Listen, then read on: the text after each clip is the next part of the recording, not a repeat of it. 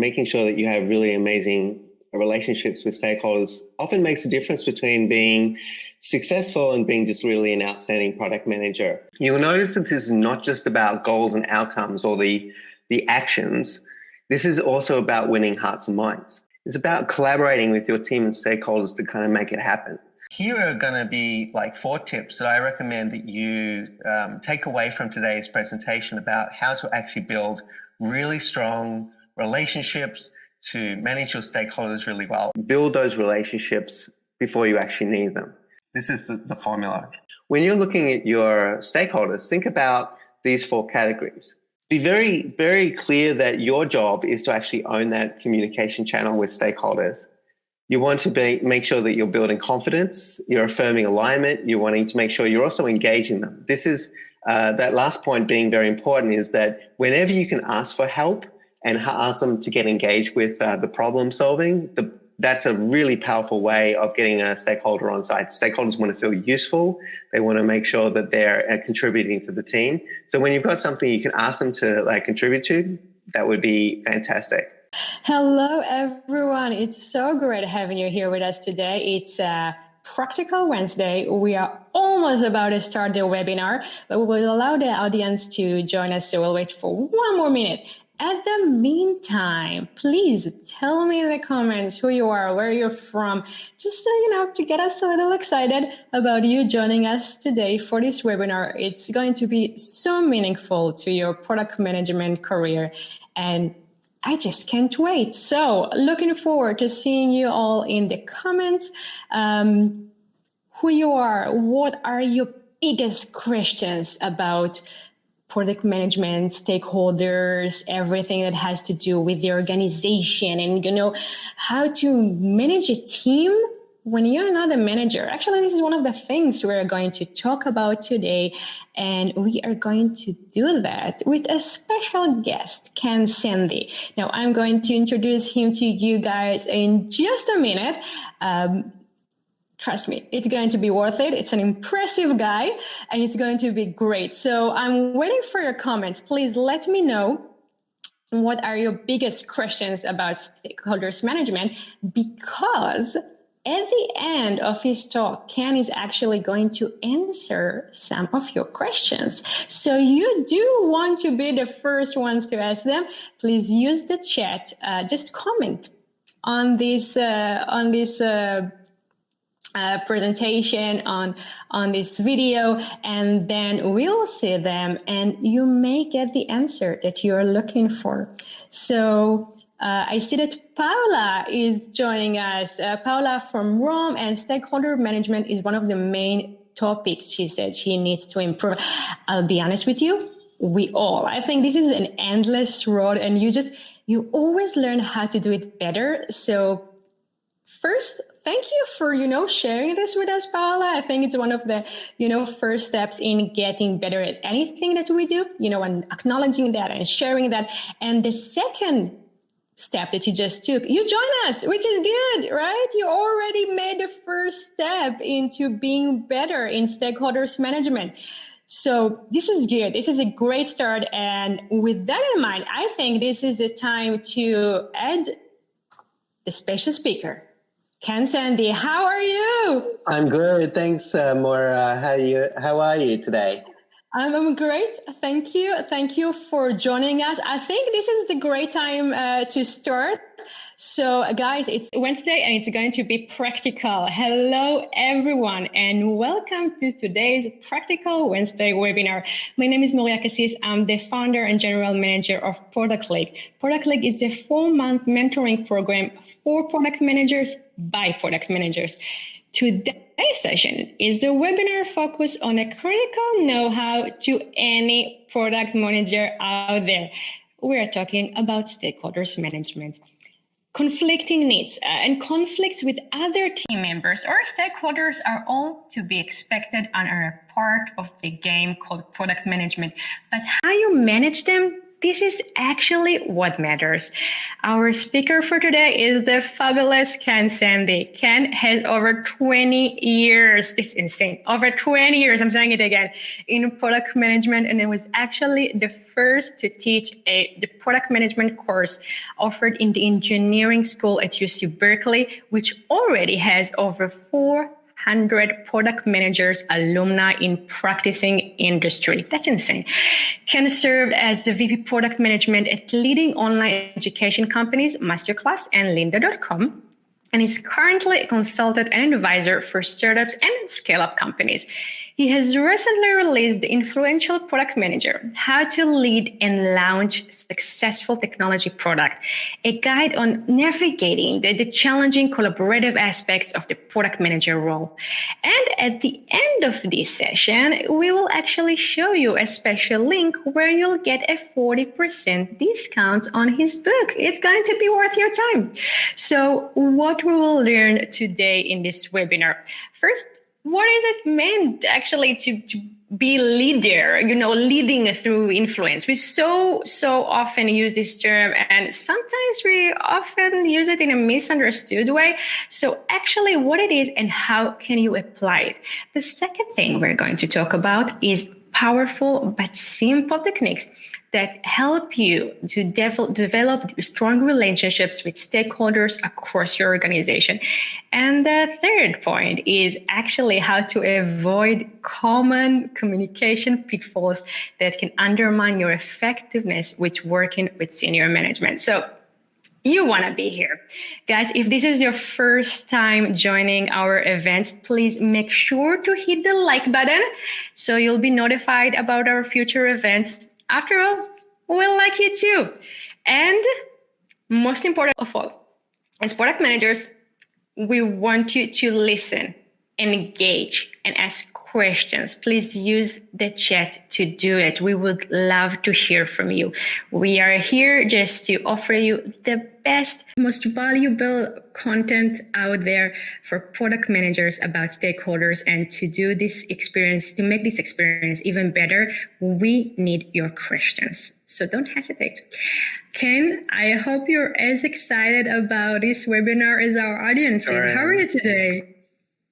I'm great today. Thank you so much. I'm actually in Australia right now. I'm here looking after some family members. I've been here for a couple of months now. When I'm away from my San Francisco native area, it's actually pretty early here, but I'm really excited to be here with the whole team. It's wonderful having you here with us. I hope that you and the family are all well on this. We're all great. We're all doing great. Crazy time. Exactly. But crazy times, and this subject actually gets even more interesting and needed, right? Because now when we're working from home and things are changing, the way we structure the team and the way we handle communication and all these things, it always has been important. But I think that now it's even critical more than ever. Oh, absolutely. I think there's no reason why we can't still be very focused on building relationships with our stakeholders, even at this time. It becomes more important to be very deliberate about it, to ensure that we identify who we need to be reaching out to on a regular basis, communicating with, giving updates, making sure people know where you're at. Without that, it's pretty typical. If you're not talking to people on a regular basis, you're not building trust. I couldn't have said better. That's perfect. I think it's just about time for us to start. Please share your slides so we will add them to the frame. And at the meantime, let's see who else is here. We also have Priyanka, what's a beautiful name, from Sunnyvale, California. And she has an interesting question. So you know what? You were the first brave one to give your answer to Ken, and you're going to have it answer. This is good. Wonderful. Ken, the stage is all yours. All right. That's fantastic. Thank you so much. Well, I'm really excited to be here. This is a subject that's very close to my heart. Making sure that you have really amazing relationships with stakeholders often makes a difference between being successful and being just really an outstanding product manager. So I'm going to take you through today a little bit about my guide to stakeholder management. I'm going to start talking a little bit about what's meant by leading through influence, or often it's what's called managing through influence, and how you can actually apply it. I'll give you a couple of tips about really building strong relationships with stakeholders across your organization. And then I'll talk about like communication pitfalls and certain things that you can do to really build upon that trust. It's a really critical skill to get right. So I'll dive right in. I'm going to start by actually asking everybody to just think of your most challenging stakeholder, to make this kind of practical, to make this very applied. Make a mental note of who your most challenging stakeholder is and think about your past interactions with them. What went right, what went wrong, what were some of the dynamics in that. And as I go through the presentation, I'd like you to think about your challenging stakeholder and how you might have been able to operate different. I'm going to start with a little bit of a story. And the first is that one of my first product management roles, I was tasked by a C-level to lead an important and very urgent initiative. He asked me to get a team assembled. That was a cross-functional team. I was very ambitious. I was very hungry for leadership opportunities, so I readily agreed. I called a meeting together, including people from marketing, engineering, and the design teams. I gave a kind of a little bit of a speech. I asked to drop what they were doing and commit themselves to this new goal. I thought I was being a pretty good product manager, very influential there. It was so important to the C-suite, I said, that we really needed to kind of rally our entire team behind it. Distressed by the urgency of this new priority, the team reluctantly agreed to switch gears and focus on what I was asking of them. A few days later, the C-level executive approached me and asked to speak to me in private. He was visibly angry. He proceeded to explain to me that several team members had actually come to complain about me to him, that I'd steamrolled them into working on this new initiative, that I hadn't really listened to what they were already working on and why that was important to them. I said to him at the time, I'm sorry, but you asked me to do this. This is something you want, isn't it?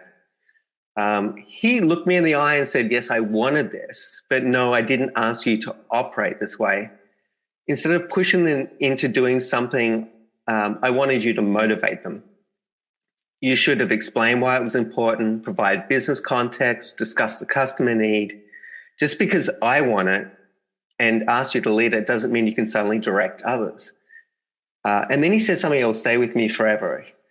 You used my position, my seniority to transfer authority to yourself, and that weakens me. I want to inspire my team, not simply order them to work on something. And I was quite shocked by that. And this is an example of where I had misunderstood the power of influence over authority. And I'll give you a couple of definitions. The first is that influence is, in my opinion, about aligning the beliefs, behaviors, actions, and outcomes behind a common purpose and a shared goal, if you will. You'll notice that this is not just about goals and outcomes or the actions. This is also about winning hearts and minds. If you actually think about the mistake I had made is that I had attempted to use authority. This was about me trying to directly control actions through organizational seniority, power over relationships. In that case, I had a powerful relationship with the chief operating officer. Potentially I might try to use my apparent or real expertise. After all, aren't I in charge of the product? Can't I tell people what to do? Or threat of consequences. If we don't deliver this by this date, certain bad things are going to happen. One step below authority is actually manipulation. And this is a really bad trait for any product manager to engage in. This is really about when you're trying to convince someone to do something that's actually primarily in your interest. A good test for manipulation, we all say, oh, I never do manipulation, but a good test for whether you're being manipulative is, are you saying something to somebody else that's different to someone that you're speaking to on another day or another meeting? So that's politics. Will you say the same thing to anyone who's in the room, regardless who is there? That's manipulation if you're not going to do that. So if you think more about influence, I like to think about product managers' roles as primarily about developing context to really drive organizational alignment across the board, to create clarity around which mutual goals can be shared and understood with good reason, and that clear direction is in place. And then finally, it's about collaborating with your team and stakeholders to kind of make it happen. Just to be clear, context is describing the underlying reasons that guide a specific course of action or direction. It's the why you're doing something and not the what or the how. Context is one of the most powerful things you can do to influence your team members, your stakeholders, and be very, very clear without prescribing kind of particular courses of action. So here are going to be like 4 tips that I recommend that you take away from today's presentation about how to actually build really strong relationships to manage your stakeholders really well. I'll go into some detail about how to go about understanding your relationships and to take actions to manage them as you would managing them deliberately as you would manage any product, and some tips to keep those relationships and to be effective in them. And then I'll give you a couple of archetypes, a little bit of fun, just some archetypes that I run into that are actually real examples of people that I've worked with, and just give you a sense of some of the techniques I've used to actually align them, influence them, and make sure that I've got a really strong relationship with them. Now, the first step is before you start, before you get too far in your role, wherever you are today, take notice to build those relationships before you actually need them. Nothing's worse than trying to actually turn to somebody before you actually have that relationship whenever you need their assistance, particularly if you're entering into some kind of conflict. Don't leave it till you need the help. They'll be less inclined to help you, spend their time with you, spend their political capital to assist you. Now, to be clear, stakeholders are not just senior managers or people who have the most immediate say over your role.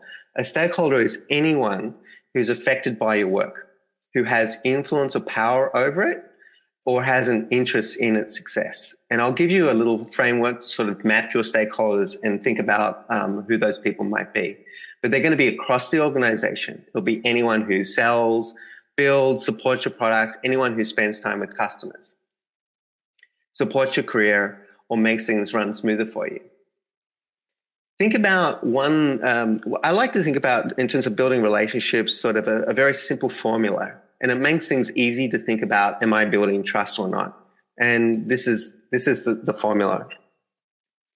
Trust is the frequency of quality interaction. You'll notice that it's not about the quality, it's not about the depth or the length of time you're spending with people. It's really about the frequency of having good interactions with people, even if it's like 10 minutes, 2 minutes at the water cooler, a meeting, whatever it is. The more that you actually interact with people, you're going to build those relationships. It can absolutely be virtual. Plus, your follow through. When you say something, when you say you're going to do something, you do it. If you don't follow through, you quickly lose that trust. And then it's minus the perception of your self-interest. So if you're trying to get something from them, it's going to very quickly build that you have low trust. So if you think about that formula, you're going to actually have a much higher chance of being successful with building trust with stakeholders across the board. Start with defining a stakeholder very broadly. I mentioned a moment ago, and I'll show you in a second, that stakeholders are not just your manager or your engineering team or any people who are directly influenced or going to directly influence you in an organizational way. When you start out, always make sure you meet one-on-one with them, not in a group, and try to actually listen more and talk less. I'll give you a couple of examples of questions you can ask, but it's really important to build that one-to-one rapport. And like everything, the more you understand their goals and kind of what they're trying to achieve, the better. And then be very deliberate in determining a stakeholder management strategy to actually ensure that you're building rapport and keeping them updated over time. Here's a really simple template to think about how to match your stakeholders. On one axis, you have their interest. The interest is how much what you're working on is going to affect them. They may have a very deep interest because you're building some tools or some products that are going to affect their ability to sell to clients or customers. Or maybe they're very disinterested because they don't really perceive what you're working on to be of material importance to the organization.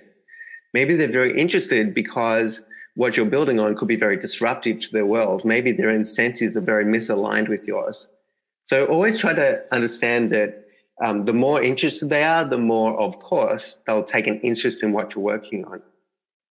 Thinking about the other axis, power is an interesting term to use. It's not my favorite term by a long shot, but it's kind of a combination of influence, how they can maybe provide input or guide what you're trying to work on, or maybe it's just outright authority. Maybe they're very senior in the organization. Don't simply think of this power axis as how senior they are in the organization. Maybe they're just able to change what you're working on because of their informal relationships or their strong opinions, or maybe they have a lot of data. When you're looking at your stakeholders, think about these four categories. Low interest and low power stakeholders, you don't want to ignore entirely. And I think that's actually a mistake that a lot of people make, that they tend to dismiss those that maybe they don't consider to be that important. I've definitely made that mistake before, where someone that I thought wasn't going to actually have a lot of influence turned out later to have a lot of influence, often through informal means. So you want to monitor that relationship, make sure that they stay on side, that they're friendly, that there is nothing they're bringing up that is going to suddenly make them take a much deeper interest. This is actually particularly important as you get later in development of anything you're working on, that suddenly stakeholders will crop up quite late in the piece. So if you haven't done a good job of identifying your entire stakeholder group, you'll suddenly find people that you've been thinking aren't going to actually have much to say, suddenly have a say. The high interest and low power people, you want to keep super informed. They won't necessarily change what you're working on, but you want to make sure that they're keeping up to date with what is important, and that you're kind of hearing them out when they do bring up issues, but they don't necessarily sway things. On the high interest, high power, you want to absolutely manage those relationships like a hawk. You want to make sure that that you're adapting to their needs, that any kind of new issues that come up, you're being very responsive. Then finally, low interest, high power people, you want to make sure that you're keeping very satisfied. So you speak to them early, you understand their needs, and you make sure that you are keeping them not only informed, but anything that they do bring up is being addressed. Define your stakeholder group very broadly. Who guides my work and my career is obviously a starting point, but it's not just going to be your manager. I found that this can be, for many younger product managers, I've got a couple in mind, have overlooked this and realized that actually there are peers of my boss, of their boss, or it might be managers of managers that actually have a very big say over the work and the career of that person, and they kind of make mistakes by not managing that relationship very closely, and later on find that they're kind of in trouble with that person. Who decides the priorities for the product? Usually that's a collaborative exercise. If you think that it's something that just you and your manager can do and decide upon, that can often be a big mistake. So who is influencing those priorities, and make sure that you're managing them very closely. Determining resourcing is an obvious one. You can't be successful unless you have the engineering team, the design team, the analytics team, the marketing people involved in your in delivering your product. So you really want to make sure that whoever the managers of those people are understand what you're working on. Now, to be clear again, this is about influence, not manipulation or authority. So it's about keeping them up to date about what the impact you're having on the organization is. So when it comes time to make resourcing decisions, they have all the information they need to make sure that your initiatives are appropriately resourced and you have the team to execute them. Likewise, whoever manages the execution, these can be project management people. They can be people on the development operations team. They can be people who could potentially roll out a product, like product marketing people. Who has access to data? This is super important. You want to make sure that you've identified consumer insights, user experience, consumer research people, and data analysts who can actually potentially provide you data to either support your product and give you needed data to be able to get an initiative that you're wanting to push forward over the line, or maybe they give you information about how your product's actually performing and you can preempt issues. Who talks to customers? This is not just going to be like research people, but salespeople. Who actually sells the people? Again, salespeople, marketing people, who actually need to understand what you're working on to have confidence. I've had lots of experiences where enterprise products in particular have failed, not because they've been very good, but because the product manager has failed to actually educate and bring up to speed the salespeople so they can actually speak with confidence to the market about what the product's going to do for the potential customers. Don't also overlook those who are very informally networked. These people tend to be people who have been in the organization a long time or just highly respected, but they may not appear very high on the org chart. Make sure you identify those people as big influencers. They might have the ear of people that can make very big decisions. Again, you don't want to be political about it. Just build those relationships and make sure that they understand what you're working on. So when tapped, the architects, the chief of staffs, whoever those people are, can actually speak with excitement about your product. And then finally, don't forget the people who work behind the scenes every day. I'm talking about personal assistants, the ID department, the front desk. When you kind of need your team to be able to have that pizza party, or just if something quick to be done, like a new tool to be purchased because something needs to get done quickly, these are the people that can hold a lot of sway in your organization. So that's basically your stakeholder map, and going out to identify the key people that you need to go build relationships with. So I'm going to talk a little bit about just a simple 5-step process to very deliberately manage your relationships. Make sure that before you meet your first stakeholder, your first step is actually to build empathy. So you want to put yourself in your shoes. Although there are many different company goals, don't be surprised that each individual stakeholder has their own goals to meet, and those goals may well conflict with your own desired course of action. Especially invite the difficult ones, the people that you think are going to be challenging you or are at odds with things that you're trying to achieve. You really want to make sure you're developing empathy, understanding their goals, their existing concerns, and consider their emotional state. Perhaps they have a tough job, maybe they're in a difficult situation, or more commonly, product management, which you're kind of a representative of, has let them down before when they really counted on them. And then think about how naturally aligned your work is with their incentives. your first step is to really listen to them. Ask open-ended questions, understand their goals, challenges, what they think about your product, ask for advice, even if you suspect it's not something you can deliver against. Now, obviously, you don't make commitments you can't keep, but get their advice and get them to talk about what they would do in your position. Armed with the info, assess where your stakeholder is on that matrix. Are they motivated? Are they highly incentivized? Do they have pressing business needs or at odds or aligned with yours? How can you help them achieve their goals? An important question. And then when you execute, be deliberate. When I say execute, I mean executing your stakeholder management strategy. Be very deliberate in your communication strategy, remove your own negative emotions, and be very communicative in making sure that they're being kept up to date. And then finally, like any good product, you need to reflect and adapt. So iterate and improve. You'll notice things in your environment when you speak to them. Maybe something different happens. You'll notice misalignments, or maybe there's some politics in your organization, or maybe certain interactions didn't quite seem right. Reflect on what's going on there before you blame them for saying one thing and doing something else.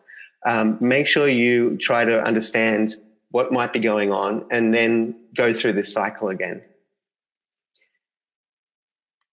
Second big recommendation is always be taking the mindset that your job, although it's very time consuming, is to always be seeking buy-in and a no surprise policy. What I mean by that is that you don't want to be, no one wants to be in a meeting and hearing about something the first time that's very important to them, that surprises them. Essentially, your goal is to pre-wire group consensus by previewing key points that you are going to be bringing up with any kind of meeting or any report or any update individually with stakeholders before that is actually presented in the group. The reason why that's important is it gives them time to digest and kind of get on side.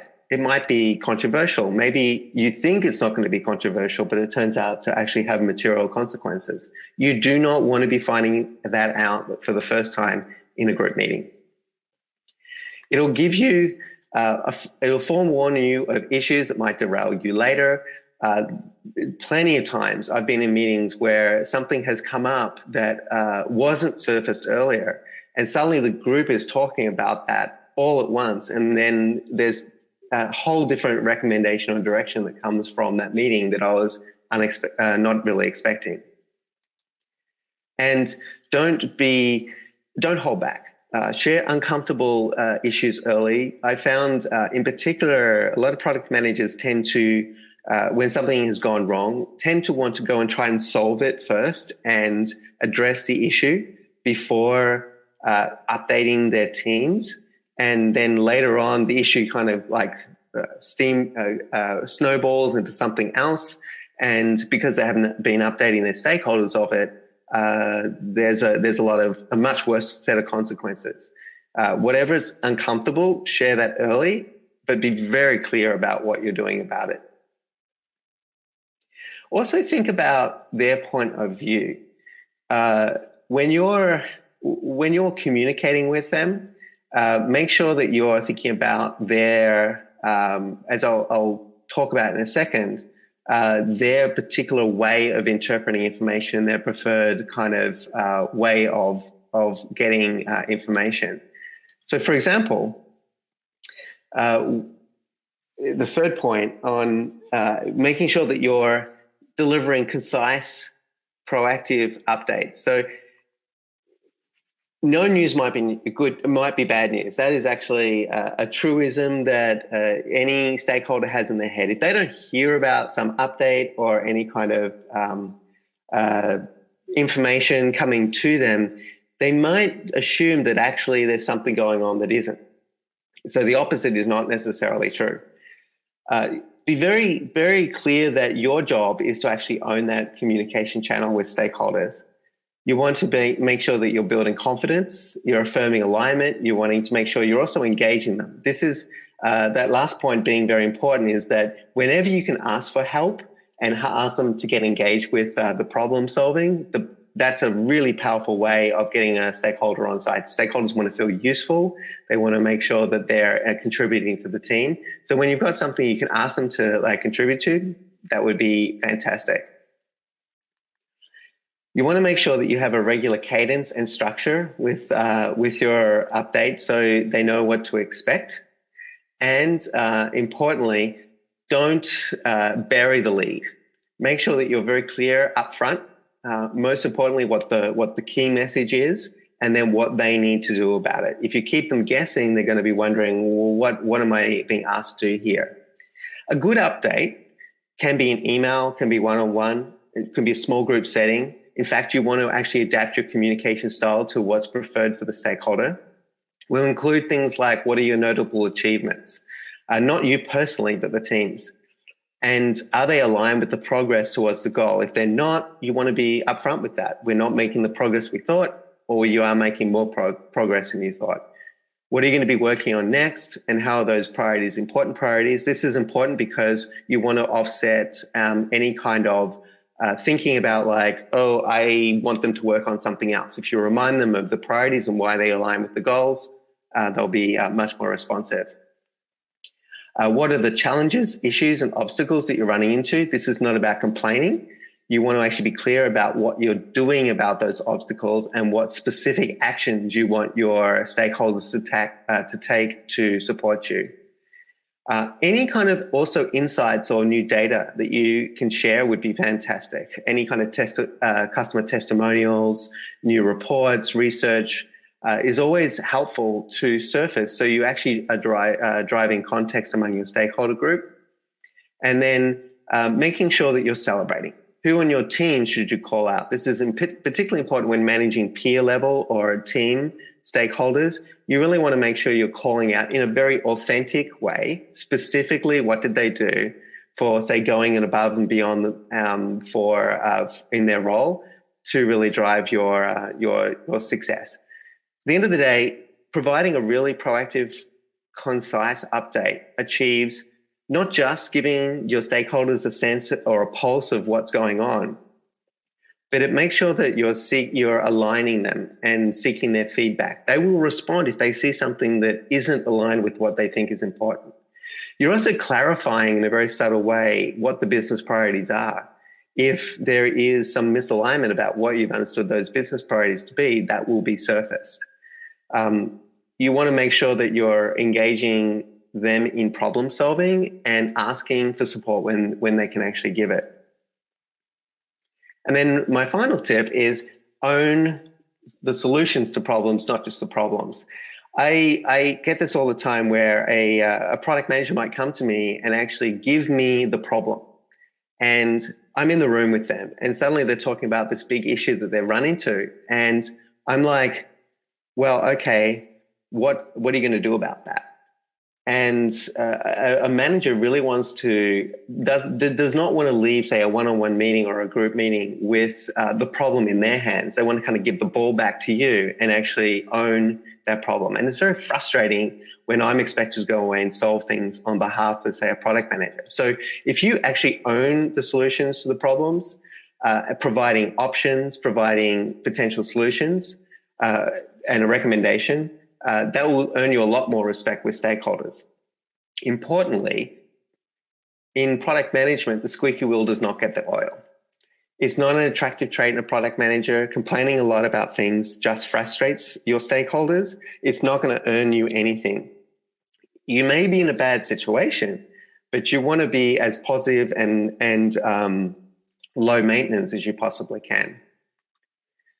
Whenever you're talking to your manager or a stakeholder and there's decisions to be taken, rather than give them the problem and expect them to tell you what the answer is, make sure you walk in with options. I always like coming in with status quo. What happens if we don't change things? What is a strong change? What is the incremental change? And what is something that might be a big change? Now, obviously, you don't come with something that's untenable. These have to be real choices. But by actually giving a couple, like 2 to 3 possible solutions to the problem, And then in saying my recommendation is number 3, you might be overruled, but that will earn you a lot of respect because you're basically providing a path forward and showing that you're a real problem solver. When you escalate, be very judicious in that. Do not escalate things that do not need to be escalated too early.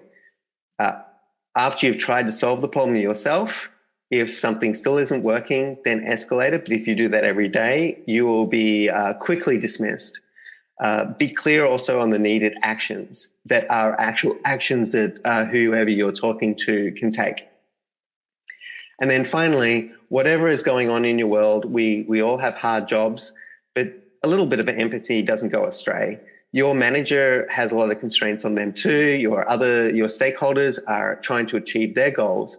When you push too many issues to your stakeholders, you're creating a situation where you're no longer being a low maintenance person, and you're rapidly losing trust. So you want to be very judicious in that and making sure that you're keeping that reputation of being someone that can kind of flex with the issues. One thing that happens and has happened to me in the past is by being kind of low maintenance and putting up with things that maybe are annoying to me but aren't mission critical to the business, is that I start having a reputation as someone that they can bring into the inner circle. In particular, executives can bring into the inner circle and really trust with making sure that with bringing me along with any really difficult kind of decisions that they're taking, because they know that I'm going to actually work through it with them. So I'm just going to introduce a couple of fun kind of archetypes just to give you a little bit more meat on specific examples. These are all real people that I've run into and kind of strategies that I took to manage them. You'll notice that you might notice some of your stakeholders here back to like your most difficult stakeholder. The first is we all have like that person who is a senior executive who's often found kind of with very decisive. They tend to set deadlines or scope or both very prescriptive in this is what we need. They tend to present issues in terms of solutions, not actually problems to go and solve. They may even see the product management organization as a service organization, in basically a responsive organization to come back with solutions to issues, or rather go deliver me X because I need that done. That kind of mindset, instead of product management being seen as a strategic organization, can be very, very frustrating. When you're faced with that kind of situation where you've maybe got someone who's saying something needs to be delivered by this date, or this is exactly the solution I want, my recommended strategy is fourfold. First of all, these are very senior people. Respect their authority. You do not want to create an environment where you're basically fighting every battle with them because there's at least a perception that you don't respect them as people. You want to pick your battles with them. So acknowledge that they are probably going to be very influential over you. This doesn't mean sucking up. It doesn't mean sort of being kind of too deferential, but it just be smart enough to know that if they needed to pull rank, they probably could, and you won't really want to get them on side. Make sure, my favorite strategy is to actually take whatever they're talking about and really bring the conversation back to the desired outcomes that you're trying to drive. By bringing up-leveling, you'll see you've gone from being prescribed a solution to sort of taking it back up to what are you actually trying to achieve from that. When you understand that context, you can then work back down again and see whether or not the solution that they've prescribed or the deadline they've prescribed is really actually necessary, or is there an alternative path. The third thing is, rather than say yes on the spot, which is a natural tendency, particularly with a very authoritarian, highly respected person in the organization, is to want to please them. I say take a step back, and rather than immediately say yes, instead commit to some kind of task where you go away and get the data to gather information to actually inform the decision, and then come back to them and articulate the impact and the resulting trade-offs required to actually meet the request. That will then put them in a position where you've empowered them to understand kind of the different trade-offs within the business. And they may well say, you know what, I know I wanted this, but not at the expense of, I wanted X, but not at the expense of Y. Here's a favorite question that I like to ask. I can see this importance to you, so that's really respecting their authority and their thinking, and that it's clearly acknowledging that it's something that is going to be important to the business. So I can see this is important to you. Help me understand the underlying data and drivers that have led you to this conclusion, so I can efficiently guide the team, or so I can understand this issue myself and do a better job of trying to address it. You will notice by doing that, by asking that kind of question, you've acknowledged and you've brought the conversation back up to the desired outcomes. And then you've empowered yourself to potentially be very impartial and objective in going and pursuing what you need to address, or perhaps coming back to them and saying, this is the data you shared with me, and this is what I'm seeing.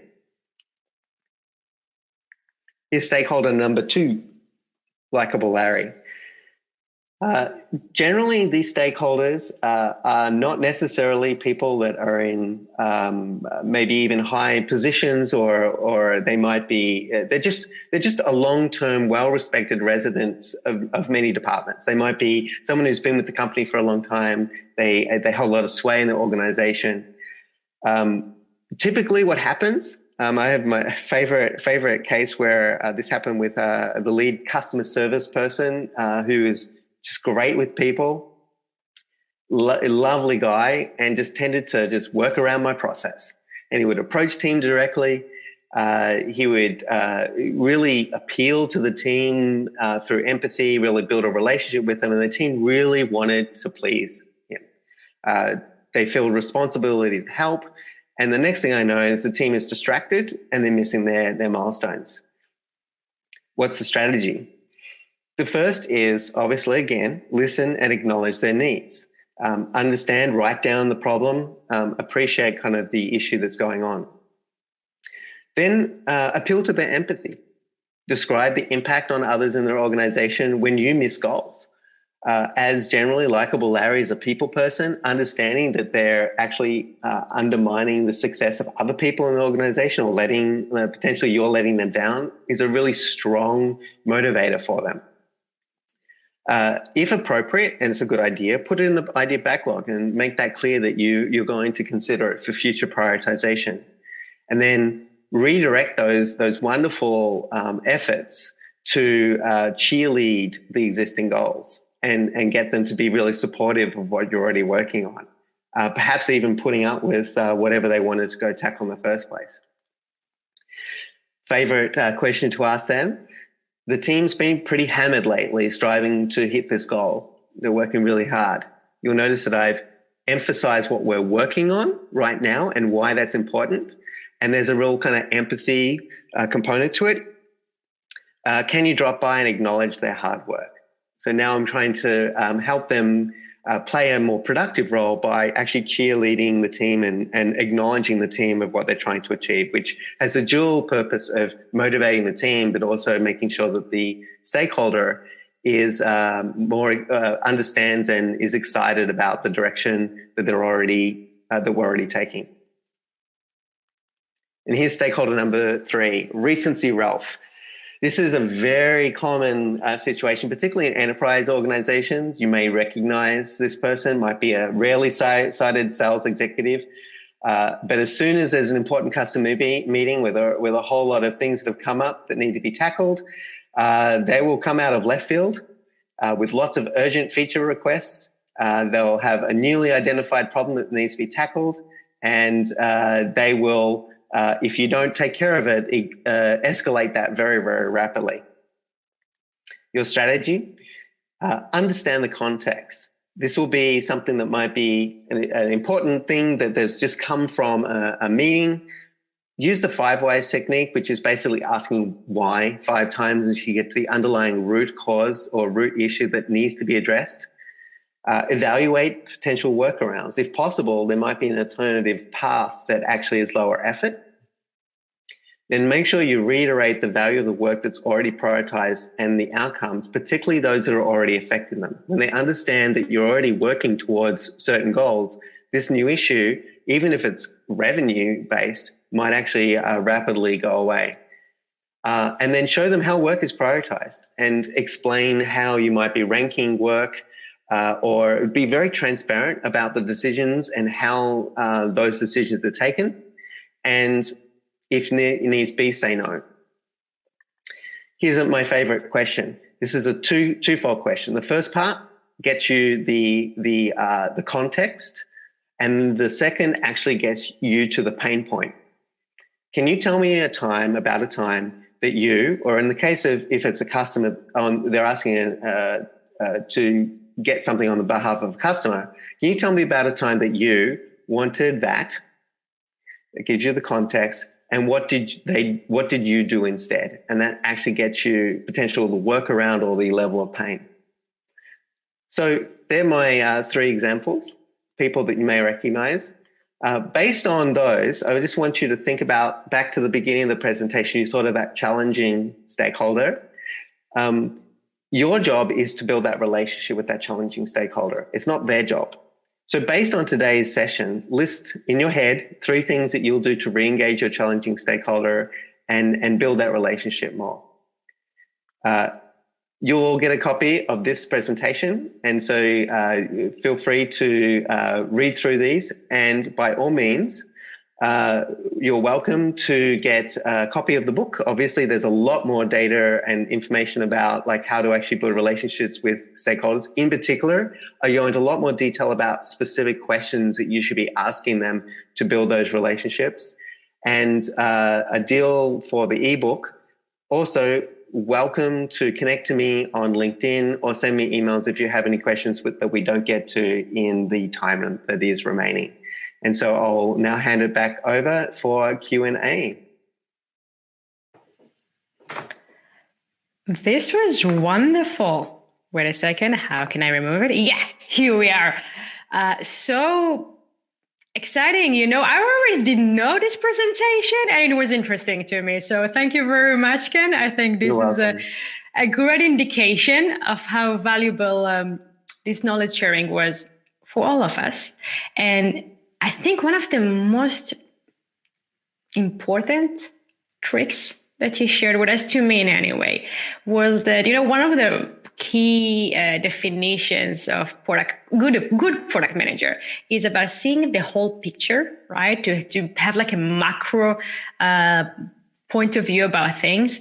And as you said, having this macro level point of view about things, including seeing things that others may not see. So these are the gatekeepers, right? Sure. This is the mental situation that the boss, the manager may be in because, you know, they handle other stuff. Building empathy is the most important thing you can do to develop great stakeholder relationships. When you understand their point of view and what's important to them, that's a moment of vulnerability when they are going to actually see you. You see them as human, and they see you as someone that might actually understand them. And then that's the point at which you can actually find a way to build a relationship and help them to be successful, which is your job as a product manager, is to make the people around you successful. Absolutely. This is the time for Q&A, as you said before, and we will start, as was promised, with the question by Priyanka. Hi. I'll show it to all of us. Hi, I'm Priyanka from San Rafael, California. How do you commit to stakeholders on the deadline in the world of Agile, where priorities keep shifting? Okay, well, it doesn't take the world of Agile to create priorities always shifting. I'll start with that. Agile is a tool to actually help you manage shifting priorities. I'll say that because it allows you to deliver in increments and sort of learn as you go. And in fact, importantly in Agile, what I see done poorly is to use Agile as simply a delivery tool, whereas Agile is intended to be a review tool that you're delivering increments of quote unquote potentially shippable code that you can actually test and validate with not only stakeholders but even potential customers, whether or not you're on the right track. So I'll start off with Agile is a useful tool to actually manage those priorities because you can inform what's going on. Priorities change all the time. And could you put the question back up, please? Because priorities change all the time, you need to kind of manage a lot of different moving parts. There's a whole other talk that I can give around the trifecta of scope, quality, and time, with resources sort of being fixed, how to actually manage different dimensions there. But I'll give you a couple of important aspects to it. First of all, when you're managing stakeholders around deadlines, start with buying time and committing to a point in time that you can actually set a deadline with more confidence. So a useful tool to use there is to talk about the difference between this discovery component and delivery, and talk about like discovery being an important step about like prototyping and understanding the solution, as well as working with the engineering team to understand the technology that might be needed, as well as the project timeline, and to sort of upfront kind of get more time so you can actually get more confident in any commitment that you later come back with. The second thing that I recommend is that you talk about timelines as not a fixed point in time, but as much as possible, you talk about it as a range and a confidence level. And so rather than just saying a date, you start communicating a range of dates based on some assumptions, and you're very clear on those assumptions. And you talk about like where we are in the process is that we might be at 50% confidence that we'll even hit that range. You might get angry stakeholders from that. I'm not kidding that they're going to be pushing you and frustrated and wanting you to make a firmer commitment, but it's the reality. And if you say a different date and you miss it, you're just letting them down. You're just missing expectations. So it's much better to have the conflict up front and say, look, this is what it is. This is based on the resources I have, based on our current knowledge of the scope, where this is actually going to land. And then as you go through, this is my third tip, as you go through the process, you tighten that up. Particularly Agile is very, very effective here because every 2 weeks you have a new read. If you're a 2-week cycle, you have a new read on your progress, and you will discover scope, particularly early on, that actually pushes that deadline out. And then as you start finding that as you learn more and you're delivering more, that deadline will get more and more firm and closer and clearer. And that's when you can actually use Agile to say, every 2 weeks, I'm going to give you an update about where we stand. And you're using the velocity, you're using evidence of what your team's actually delivering against. You're showing them also that you're being very, very, very tight on scope. No should haves, no nice to haves. It drives me nuts. Just must haves. When you actually get down to the things that you really must have to deliver against the goal, and you show the evidence of the progress towards the goal, you're not going to necessarily make them happy, but you'll definitely be managing them very well. So based everything you do on evidence, I think this goes for anything. Yeah, for sure. Data, that's what influence, right? That's all we have is data. Exactly. Now, Ron is saying, thanks a lot. Great deck. Can you send it to us? So don't worry. You'll get everything. Happy to know that you like it. More than that, do not hesitate to connect to me and send me questions that you don't feel like are answered, because it's very high level. I'd love to definitely engage anyone who wants to talk. Much appreciated. Okay, the next question from Joe. How do you deal? Exactly. How do you deal with execution, Eric? He's the guy that just cares about doing lots of stuff, whether or not they're effective or based on data. He's the one that complains about analysis paralysis and just cares about executing a million ideas. All right.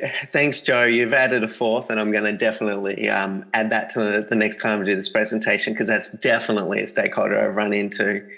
They care about doing lots of stuff. So again, rather than being the kind of the brick wall against that, because you'll probably lose, how do you actually lean into that?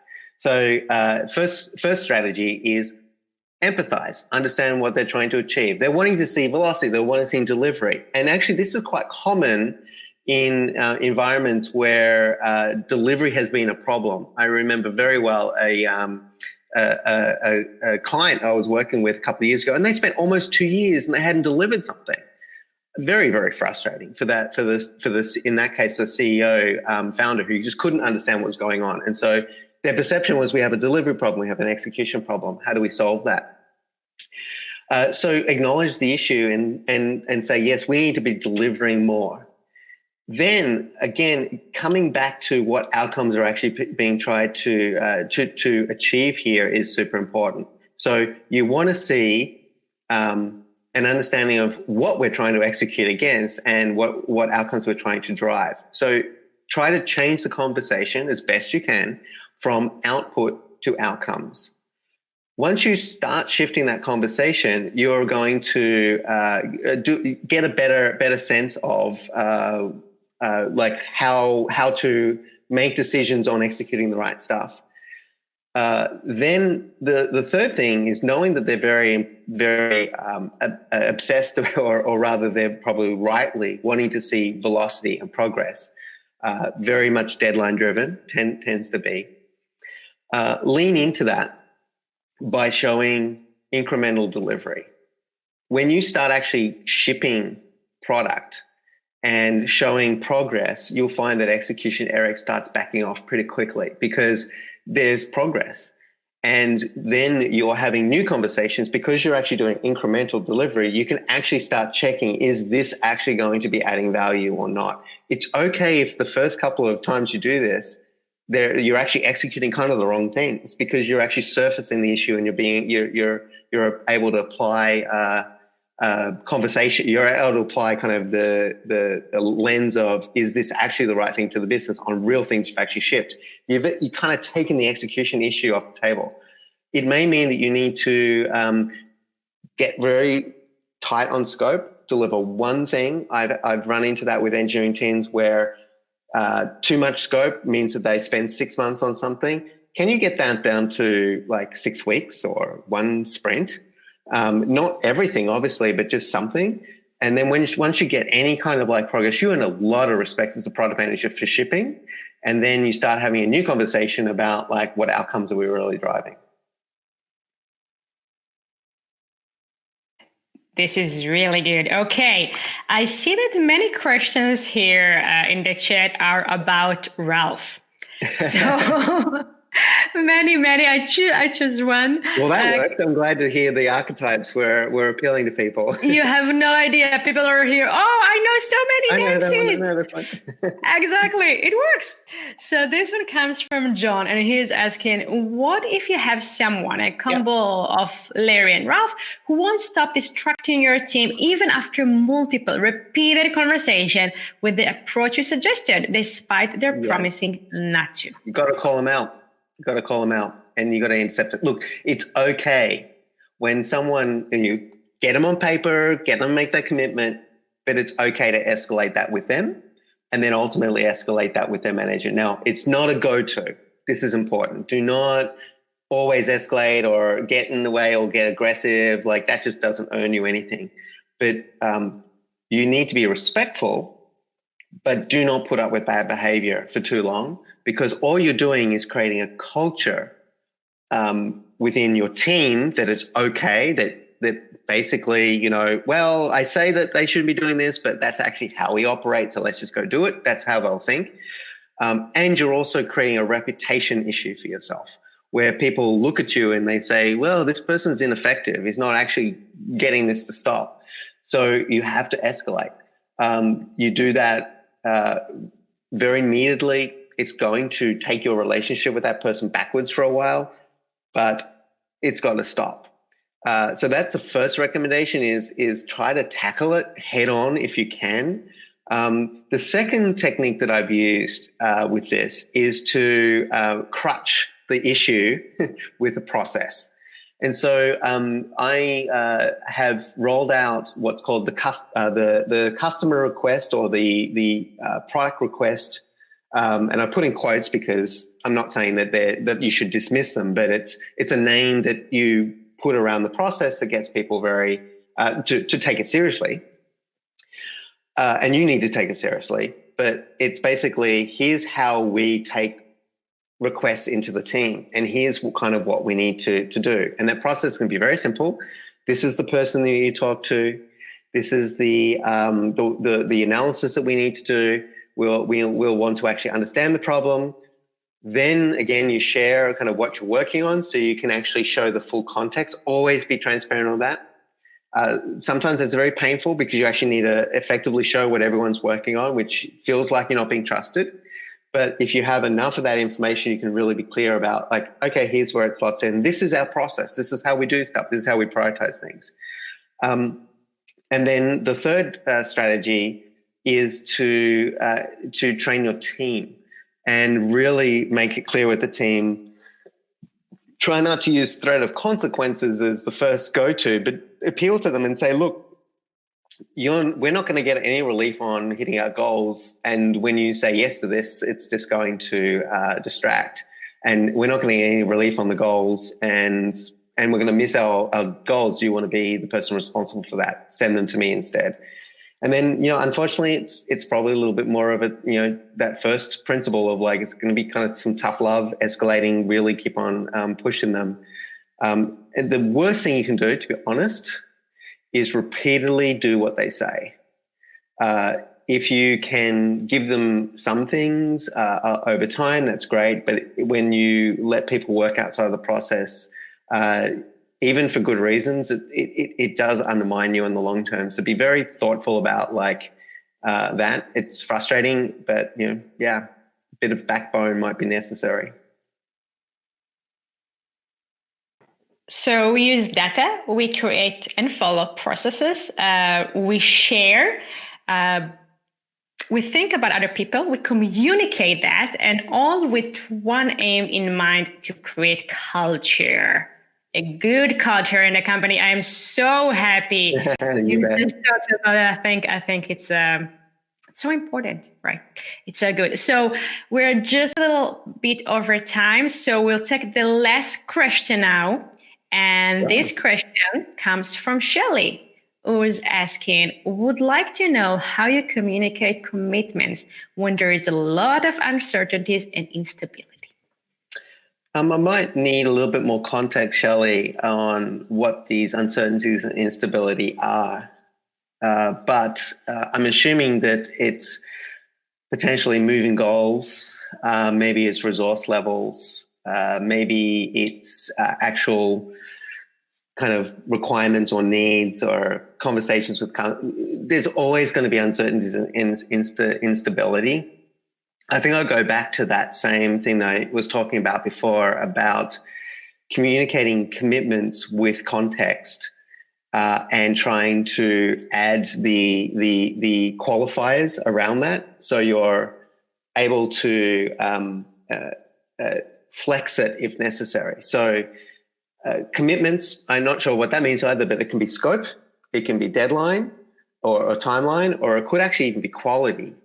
So it's about communicating. I would actually recommend that you start off by showing those trade-offs, that little triangle, if you will. That's there's a whole section on that in the book on chapter 9, if you're interested.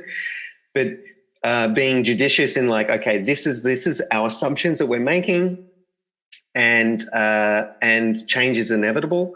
And here's kind of what we are committing to on best information, and just making sure that the worst thing that stakeholders do is when you give them this is the commitment, and then all of the kind of assumptions go into it, and that's the thing that they remember, and that's the thing that they go forward with, and all the assumptions are forgotten. You've got to just kind of keep that information together and make it really, really clear.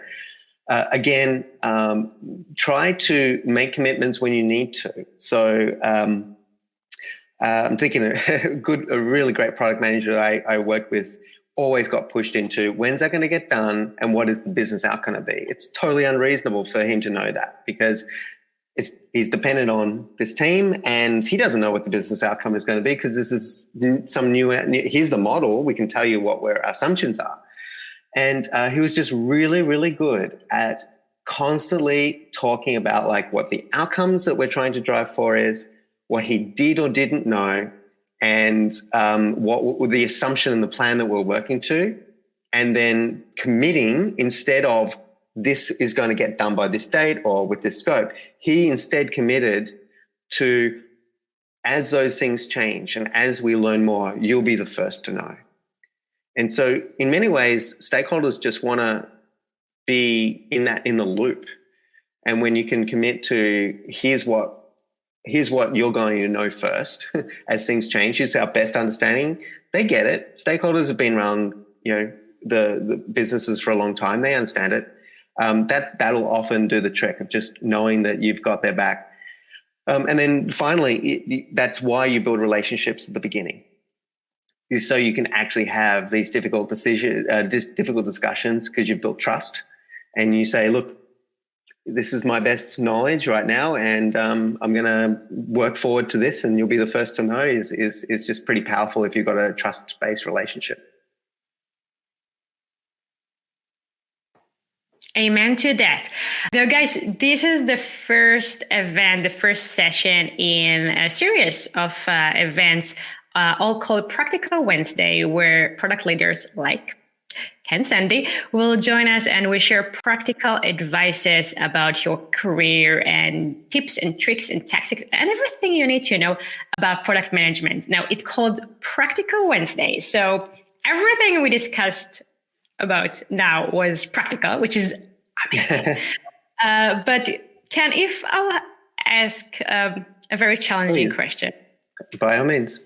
One thing, if there is one thing that you want our audience to do tomorrow when they open the office, at the virtual office, because we are now all stuck at home, but in the virtual office, what will it be? Let's prioritize. Oh, that's not challenging at all. I know the answer to that. Start the day well by reaching out to the stakeholder you haven't talked to for a while and strike up a chat. Do it online. Doesn't matter what the conversation is about. Don't make it adversarial, and don't make it about work if you can. Just strike up a chat. Ask them how their day's gone. Try to understand a little bit more about their world, and you'll start the day great. So all leaguers out there, tomorrow, this is your time for online coffee chat with a stakeholder you didn't have enough contact with recently. Just follow Ken's advice. Have a great chat. I so agree with you. Try not to talk about work, because then it gets personal, right? Which is the key for building a team and to work together. I had a great time. How was it for you? Oh, I've had a lot of fun. This is great. I'm glad that the people on everyone enjoyed it. It was worth every second. I love sharing this stuff. So I don't know if you saw it in the comments already, but people are asking about if you have a blog and how can they contact you, which is, this is the best indication of a good speaker and valuable content. So thank you very much, Ken. It has been a pleasure. And all of you leaguers, please make sure to follow us, to like us. We like you too. And this is how you'll get a chance to meet fellow product managers like Ken on our next sessions. Thank you so much, Ken Sandy. You're an impressive guy with impressive content to share. And it was just great fun. Great. Well, I'm glad you enjoyed it. Thank you so much. Bye-bye, everyone. Bye.